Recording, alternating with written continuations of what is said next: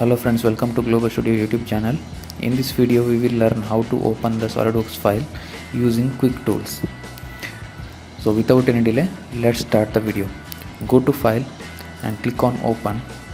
Now we normally open the files by just clicking the file name, and that works for smaller quantities of files like this.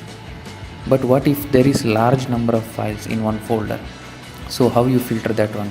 So in that time we usually go to this all files option and then we select the file extension. But there is also one more method to filter the files. You can filter the files using this quick filter option. The first option is for only for part file, and the second option is for assembly, and it will show only the assembly files. But I don't have the assembly file here now, so it is not showing. If you want to see only the drawing, then select the third option.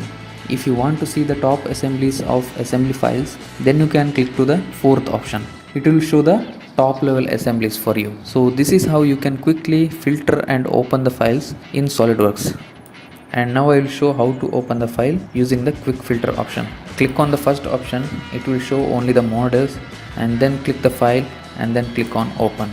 As you can see guys here, this is how you can open the files using quick filter.